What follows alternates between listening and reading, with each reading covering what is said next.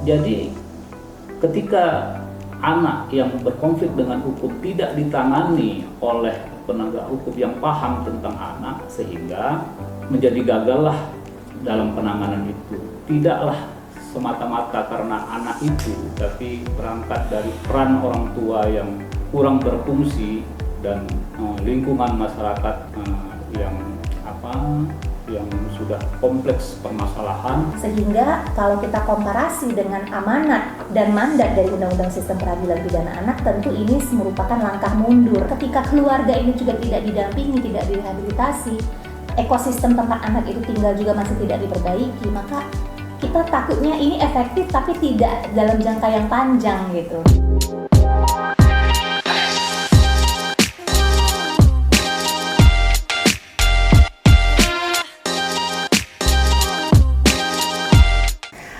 Sobat Hukum Puspa, salam kenal, balik lagi di podcast Puspa kali ini. Nah, hari ini kita akan membahas kupas tuntas isu-isu terkait perlindungan anak, baik di ranah daring maupun ranah sosial. Dan kali ini dengan saya, Sarah, yang akan membantu podcast hari ini. Kali ini kita akan membahas terkait topik yang cukup jadi perbincangan beberapa hari ini dan kontroversi juga nih, terutama karena kebijakan ini dianggap banyak melanggar hak-hak anak, yaitu terkait kebijakan yang diambil oleh Gubernur Jawa Barat yang mengirimkan anak-anak bermasalah ke barak militer untuk pembinaan. Lalu pertanyaannya adalah, apakah kebijakan ini relevan dengan Undang-Undang SPPA? Tentunya kita akan bahas podcast kita kali ini dari berbagai sudut pandang, dan kita akan menghadirkan berbagai narasumber yang sudah malang melintang di dunia perlindungan anak. Oke.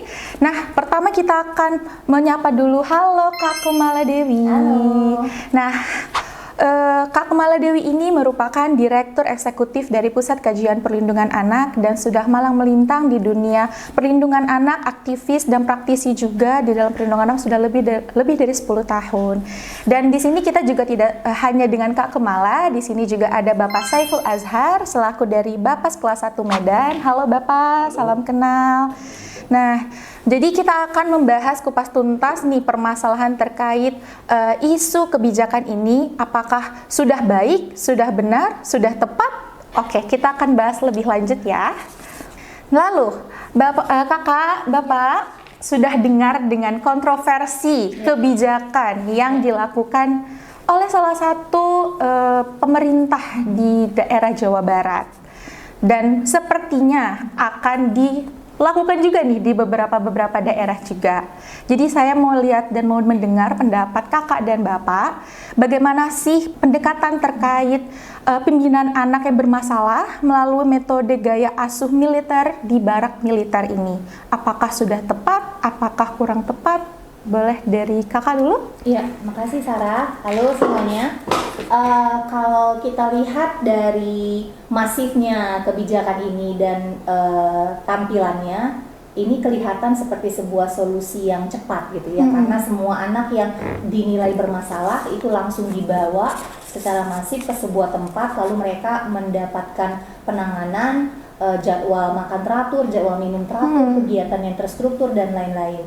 Tapi masalahnya kan bukan hanya di diri anak ini, masalah sebenarnya itu ada di lingkungan, masalah sebenarnya ada di pengasuhan. Jadi ketika anak itu ditarik dan dibawa ke barak militer atau kemanapun itu, mau ke barak militer, mau perkemahan, mau ke sungai, mau ke pantai untuk diajak camping dan lain-lain, tapi itu seolah-olah menjadikan si anak sebagai sumber masalah atas apa yang terjadi pada dirinya. Sementara kita bisa melihat bahwa ketika seorang anak bermasalah, maka sebenarnya masalahnya mengakar di sekitaran diri anak tersebut. Jadi kalau saya sebagai aktivis perlindungan anak merasa bahwa ini mungkin solusi yang cepat, tapi belum tentu solusi yang tepat. Gitu Sarah. Oke. Kalau dari Bapak ada tanggapan Pak? Saya coba menambahkan ya. Sepertinya benar apa yang disampaikan oleh Kak Kumala tadi. Niat baik aja itu menurut saya tidak cukup ya. Perlulah kajian-kajian kan gitu. Karena kenapa anak sampai melakukan pelanggaran hukum terkait dengan geng motor? faktor penyebabnya ini tidaklah semata-mata atas perbuatan anak itu sendiri, tapi banyak faktor yang mempengaruhi sehingga anak menjadi turun ke jalanan, bergabung dengan teman-temannya. Jadi saya sependapat dengan apa yang disampaikan oleh Kak Kamala tadi. Kita harus paham betul gitu apa yang menjadi faktor penyebab sehingga anak-anak menjadi demikian.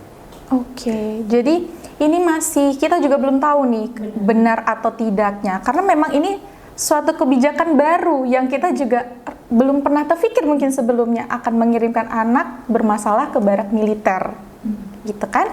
Lalu menurut kakak dan abang nih, kira-kira program ini apakah mampu mengakomodasikan prinsip keadilan restoratif justice dan perlindungan hak anak, mengingat bahwa anak kan seharusnya dilindungi dan menjadi subjek perlindungan, bukan jadi objek penghukuman. Lalu bagaimana pendapat kakak dan abang? Oke. Kalau melihat dari mandat sistem peradilan pidana anak yang merupakan payung hukum bagi pemerintah, aparat penegak hukum dalam melakukan respon terhadap kasus di mana anak yang melakukan pelanggaran hukum, maka amanat Undang-Undang Sistem Peradilan Pidana Anak jelas meminta dua pendekatan, yaitu pendekatan restoratif justice dan adanya forum diversi. Nah, jelas kita melihat bahwa ketika anak yang dilabel sebagai anak bermasalah dalam program ini langsung diambil ke barak militer dan menjalankan program-program yang sudah direncanakan, maka dua fungsi ini tidak jalan. Karena tidak ada proses analisa kenapa kasusnya bisa terjadi, apa yang melatar belakangi seperti yang disampaikan Pak Saiful tadi, apa yang melatar belakangi apa yang mereka lakukan sehingga mereka melanggar hukum. Dua pendekatan ini ditiadakan, langsung diambil ke langkah pembinaan. Sementara setiap anak mengalami situasi dan latar belakang yang berbeda-beda. Sehingga kalau kita komparasi dengan amanat dan mandat dari Undang-Undang Sistem Peradilan Pidana Anak, tentu ini merupakan langkah mundur dari komitmen pemerintah Indonesia untuk memastikan sistem peradilan pidana anak yang mengedepankan kepentingan terbaik bagi anak. Ya, berarti banyak lah ya kan Kak hal-hal yang bisa menjadi perbedaan, karena setiap anak tuh nggak mungkin sama, latar belakangnya berbeda, kondisinya juga berbeda, alasan untuk melakukannya juga mungkin berbeda-beda gitu ya.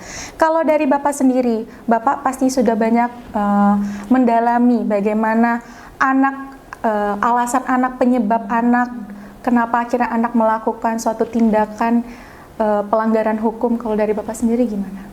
Dari pengalaman kita melakukan penelitian kemasyarakatan dari berbagai kasus dan khususnya dalam penanganan anak terkait dengan geng motor, ini memang tidak dapat dipungkiri. Ini berangkat dari keluarga yang ya boleh dikatakan kurang mampu untuk bagaimana menangani atau mendidik anak dengan baik dan benar.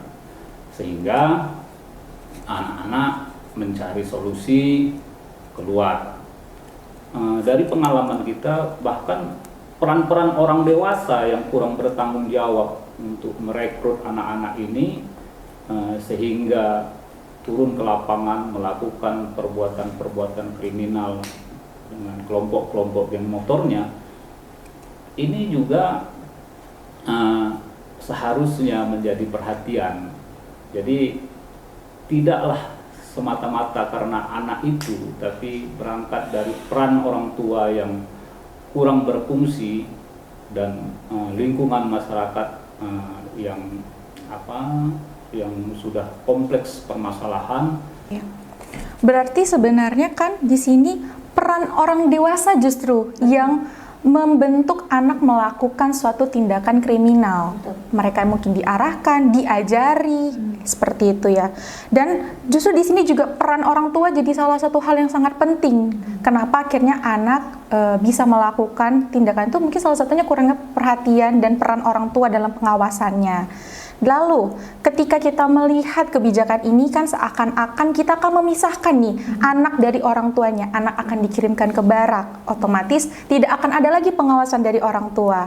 Lalu saya akan bertanya nih, bagaimana menurut kakak dan menurut bapak pendekatan pembinaan berbasis militer seperti ini apakah sudah tepat atau justru ada metode rehabilitasi atau intervensi berbasis diversifikasi dalam sistem peradilan pidana anak ini yang mungkin jauh sebenarnya lebih cocok dan lebih baik dibandingkan sistem militerisasi seperti ini. Seperti yang kita lihat ya, ketika kita pakai kacamata hak anak, tentu pendekatan pembinaan militerisasi jadi sedikit berbeda ya, karena pendekatan militerisasi kan membutuhkan mereka tinggal bersama-sama dalam satu barak, mendapatkan dan menjalani kehidupan yang sama, lalu melakukan jadwal yang sama dan lain-lain. Mungkin dalam satu atau dua sisi ini memberikan dampak positif bagi si anak, mungkin dalam hal keteraturan jadwal makan, jadwal tidur, dan lain-lain.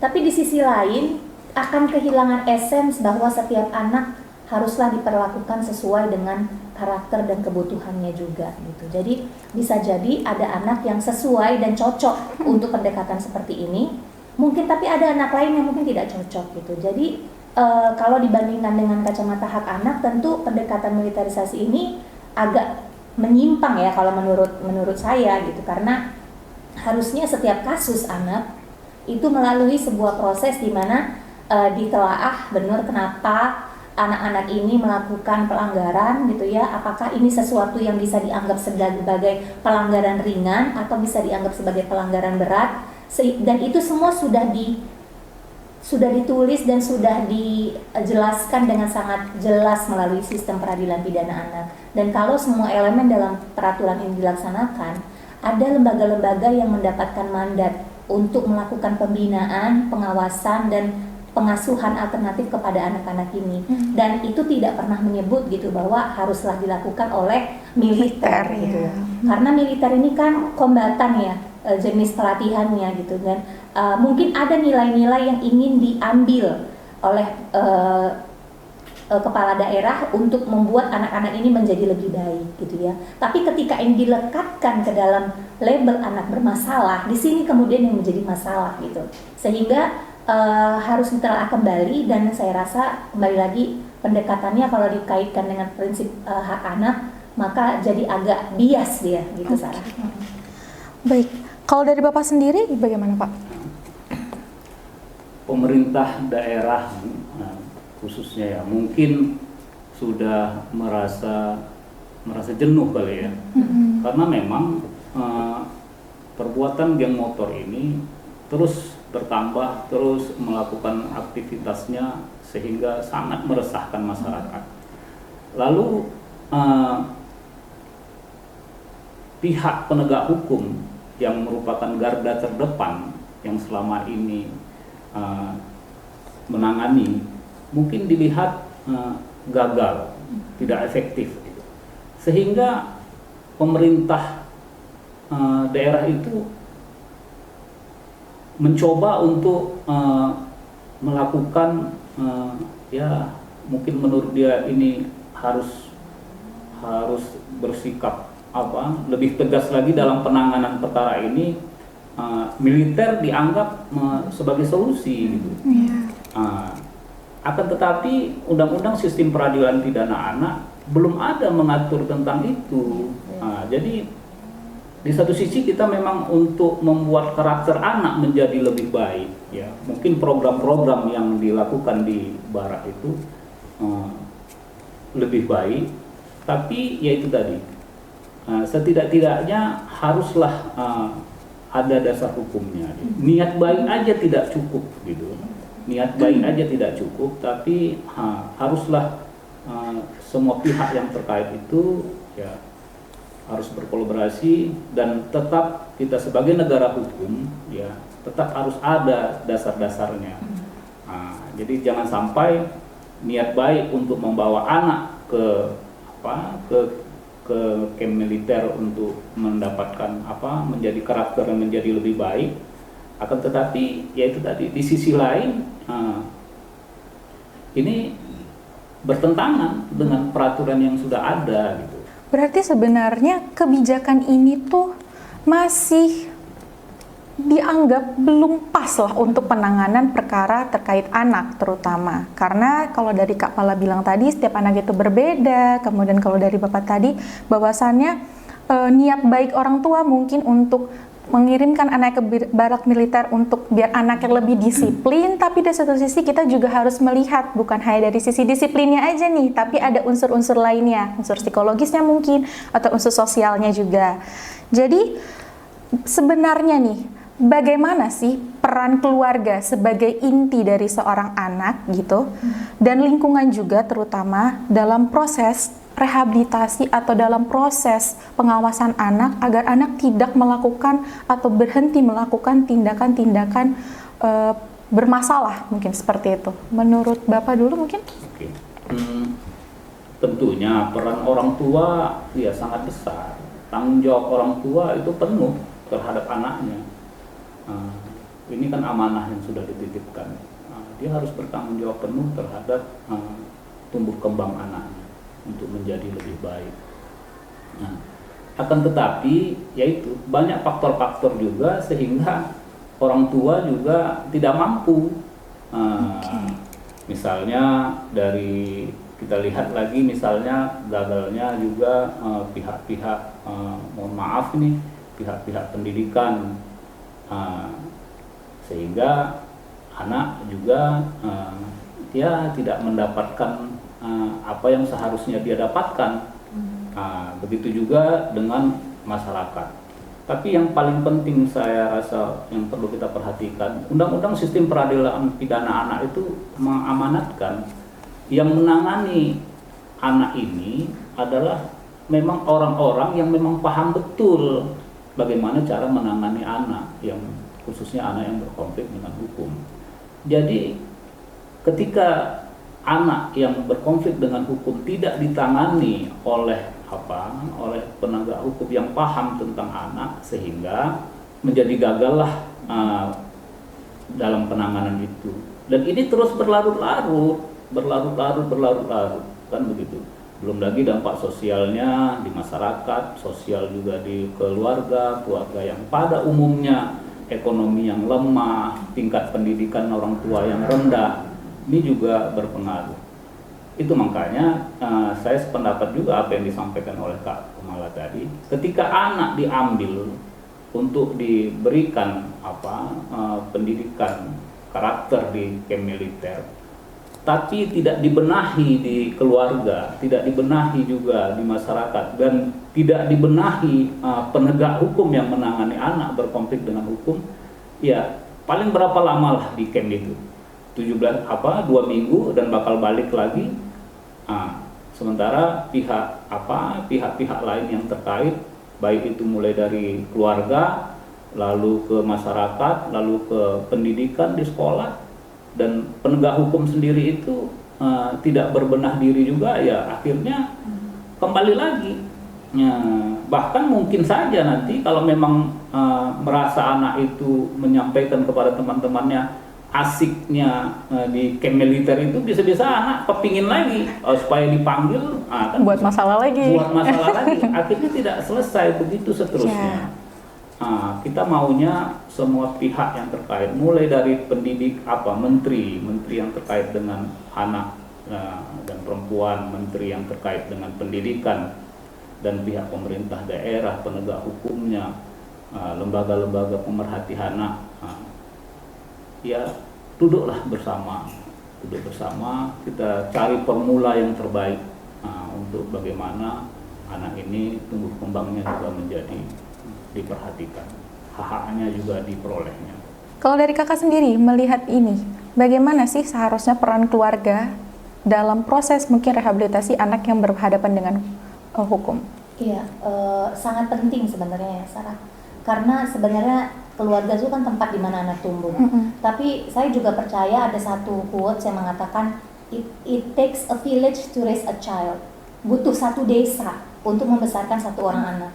Artinya keluarga itu juga bagian dari struktur paling kecil dari sebuah ekosistem di mana anak itu harus tumbuh, dan kalau dia harus tumbuh dengan maksimal, ekosistem ini juga harus sehat.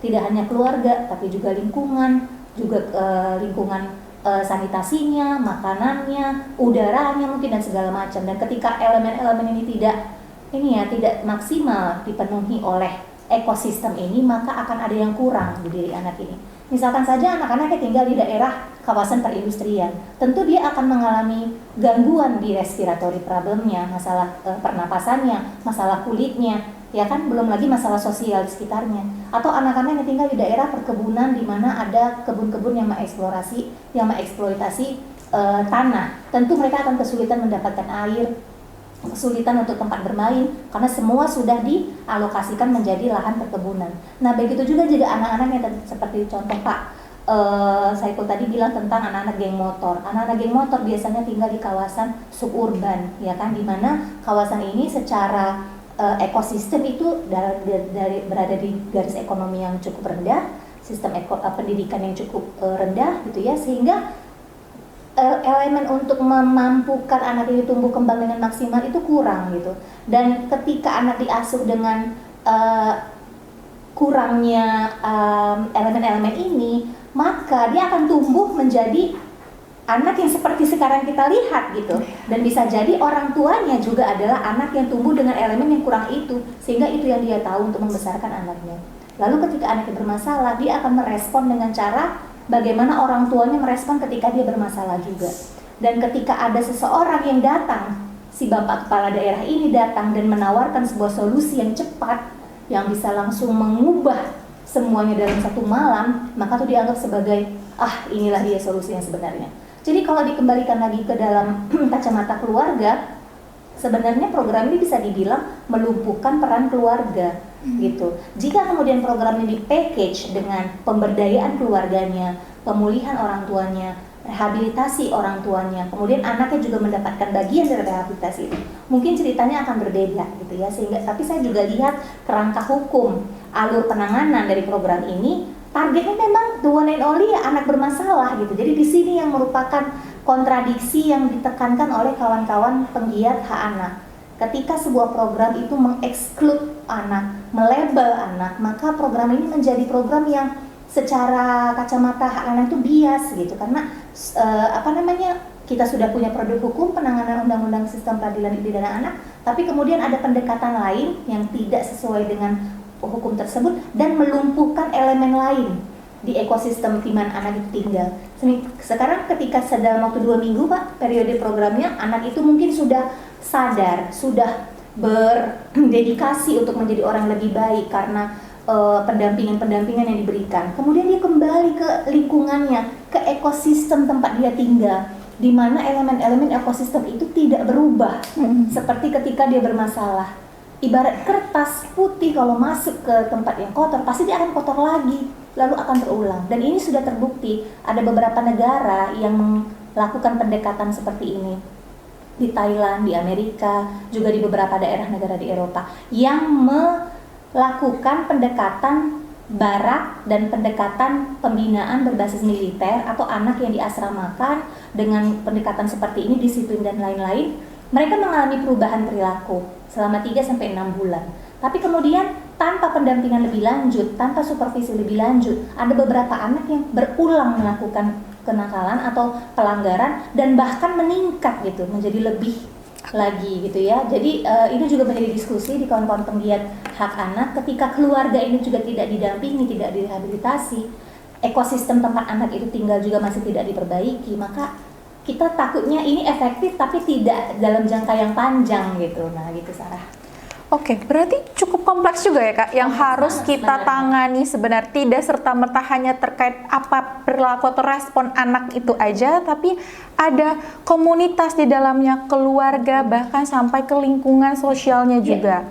Dan seperti tadi Bapak Saiful juga sampaikan bahwasannya tidak hanya aparatur negara, tapi juga ada beberapa dinas seperti dinas sosial, dinas pendidikan, kemudian juga pemerintah daerah setempat yang juga harus aware terkait dengan isu-isu anak ini. Jangan sampai malah isu-isu anak ini hanya dianggap sebagai suatu permasalahan yang ditangani secara hukum, tapi tidak secara sosialnya juga kita ubah. Melihat dari banyaknya masih mungkin belum terkajinya secara menyeluruh terkait kebijakan ini, Dan pastinya ketika kita melakukan suatu kebijakan, terutama terkait anak, akan ada nih dampak-dampaknya, baik secara psikologis dan sosial. Nah, menurut Kakak dan menurut Bapak, kira-kira khususnya bagi anak-anak yang telah mengalami trauma, yang berasal dari keluarga yang bermasalah, tapi justru malah harus dihantarkan pula ke barak militer dengan sistem militerisasi. Apakah hal ini ada dampak secara psikologis dan sosial yang dapat terjadi terhadap anak? Boleh dari Kakak? Iya, makanya tadi kita sempat bahas ya bahwa pendekatan setiap anak berbeda gitu ya. Mungkin ada anak yang ya udah nurut aja gitu, yang penting nggak diperpanjang masalah dia. Atau ada anak yang secara fisik dia tidak cocok dengan pendekatan seperti itu. Atau ada anak yang mungkin justru dia merasa ini tempat saya karena saya senang nih baris berbaris dan segala macam gitu, dan dia mungkin merasa oke, ini tempat yang cocok buat saya.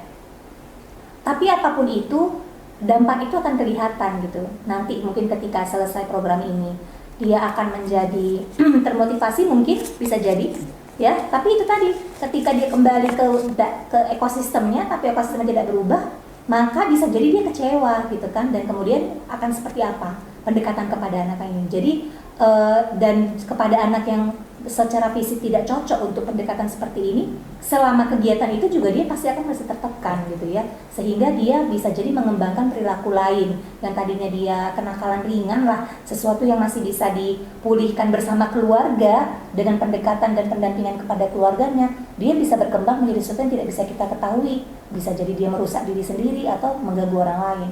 Makanya penting program ini dikaji ulang lagi saja gitu ya, untuk melihat dari berbagai angle gitu ya, apakah dari berbagai angle ini adalah pendekatan yang tepat bagi si keluarga atau bagi orang dewasa yang sudah jengah pada perilaku remaja tapi tidak mau melihat akar masalahnya seperti apa.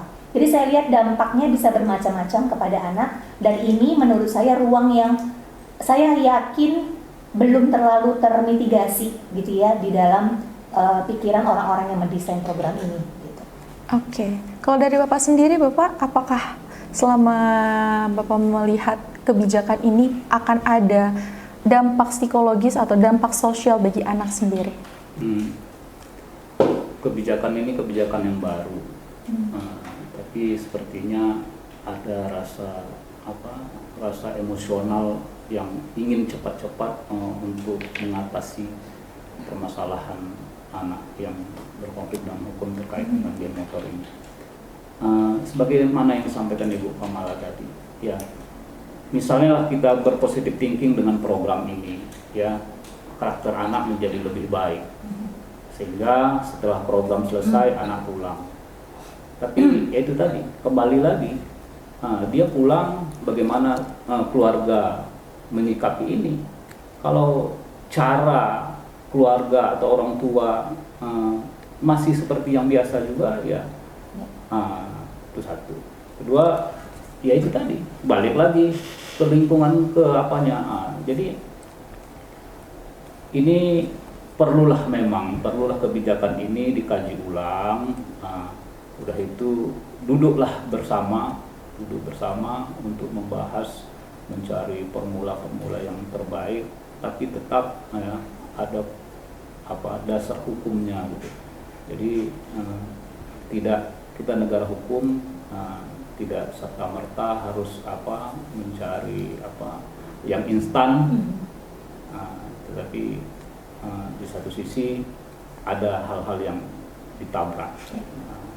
Berarti sebenarnya banyak juga nih hal-hal yang harus kita kaji lebih dalam lagi terkait kebijakan ini, terutama hak-hak anak apa saja yang bisa dilanggar dalam kebijakan ini. Jangan sampai niatnya baik malah jadi banyak hak-hak anak yang dilanggar dalam prosesnya. Nah, sebagai penutup nih Kak, untuk teman-teman Sobat Puspa di luar sana, kira-kira ada pesan dan harapan seperti apa yang mau Kakak dan Bapak sampaikan terkait dengan kebijakan ini? Mengingat kebijakan ini kan euforianya terasa banget di masyarakat sebagai salah satu mungkin cara cepat untuk menangani perkara-perkara anak. Mungkin boleh dari Kakak? Iya, mengingat respon ya dan euforia yang seperti Sarah bilang tadi ini seperti tongkat sakti ya untuk mengubah sesuatu dalam waktu yang cepat gitu ya. namun mengubah sesuatu yang sudah dibangun berdasarkan kultur yang generatif gitu ya, dari bentukan perilaku dan pengasuhan turun-temurun yang kemudian menghasilkan generasi seperti kita saat ini, seperti anak kita saat ini, itu akan dirubah dalam waktu 14 hari sepertinya adalah hal yang mungkin perlu dikaji kembali. Saya mungkin punya pesan kepada netizen, kepada Bapak Ibu sekalian, lihat lagi deh gitu ya, terkait dengan semua elemen dari kejadian ini. Saya tidak hanya ngomong soal kebijakan, tapi kejadian ini kita pulangkan lagi ke diri kita. Apakah dengan ketika anak saya, ini mungkin kepada orang tua yang anaknya ada di dalam ya, ketika anak saya kembali dari program ini, apa yang harus saya rubah supaya dia tidak lagi melakukan hal-hal yang dia lakukan di luar sana? Apa yang harus saya rubah? Untuk orang tua yang mungkin belum, ya anaknya mungkin belum terjebak dalam situasi seperti ini, apa yang harus saya jaga dan apa yang harus saya perbaiki, gitu ya. Sehingga ketika pemikiran kritis ini ada di pikiran orang tua yang menyaksikan kejadian ini seluruh Indonesia, sedikit banyak akan ada komunikasi yang lebih terbuka gitu kepada anak. Sebenarnya apa yang melatar belakangi tindakan-tindakan anarkis, pelanggaran hukum atau yang dilakukan oleh anak. Jangan-jangan dia hanya mengkopi apa yang mungkin pernah dia lihat dari kita sebagai orang tua atau lingkungannya. Nah, untuk kebijakan ini mungkin saran saya ya, lintas kementerian gitu ya, dan otoritas yang lebih tinggi bisa mengambil waktu untuk duduk bersama gitu ya. Kalau memang pendekatan pembinaan adalah salah satu pembinaan atau keputusan untuk menangani anak-anak yang bermasalah, dirasa bermasalah, tapi kita udah nggak pakai kata itu lagi, kita buat adalah anak berkonflik dengan hukum, maka itu harus melalui proses sebagaimana mestinya yang diamanatkan oleh Undang-Undang Sistem Peradilan Pidana Anak. Jika dalam pengadilan yang restoratif justice dan keputusan adalah anak ini melalui pembinaan, forum diversi itu bisa memutuskan bersama pembinaan seperti apa yang cocok dilakukan kepada anak tersebut. Apakah pembinaan dengan program bela negara dirasa cocok? Mungkin saja, tapi perkara anak dan kenapa dia melakukan pelanggaran itu haruslah ditelaah terlebih dahulu, karena dalam amanat Undang-Undang Sistem Peradilan Pidana Anak ada kasus-kasus anak yang harusnya bisa diselesaikan di luar pengadilan gitu. Dan di sini perannya itu lintas kementerian, lintas departemen, lintas dinas harusnya aktif. Dan kalau memang kemudian pemerintah memutuskan ada intervensi dari lembaga militer dalam hal ini, maka itu kita harus membongkar lagi misalnya kebijakan. Dan menurut saya itu bukan langkah mundur gitu ya dari Undang-Undang Sistem Peradilan Pidana Anak yang ada sekarang, karena mungkin akan mempengaruhi bagaimana tatanan struktur negara kita melihat posisi si anak itu sendiri. Jadi saran saya dievaluasi, dilihat kembali, dikaji kembali, dan kembalikan amanah Undang-Undang Sistem Peradilan Pidana Anak sebagaimana mestinya, dan mengaktifkan semua unsur-unsur elemen pelaksananya. Dari Bapak? Saya berharap kepada orang tua ya, tanggung jawab yang penuh ya. Karena memang akhirnya nanti yang diminta pertanggungjawaban juga orang tua, bukan juga pemerintah kan gitu. Di akhir nanti gitu. Jadi kepada orang tua ya kita berharap berikanlah yang terbaik untuk anak-anaknya, waktunya, perhatiannya kan gitu. Pemerintah yang yang mempunyai program seperti ini dengan responnya di satu sisi kita boleh terima karena sikap mereka peduli di satu sisi, tapi di sisi lain dengan program yang instan ini yang belum dikaji secara lebih baik lagi, ini perlulah memang sebagaimana yang disampaikan Ibu Kamala tadi, semua pihak yang terkait dalam hal ini ayo kita buat lagi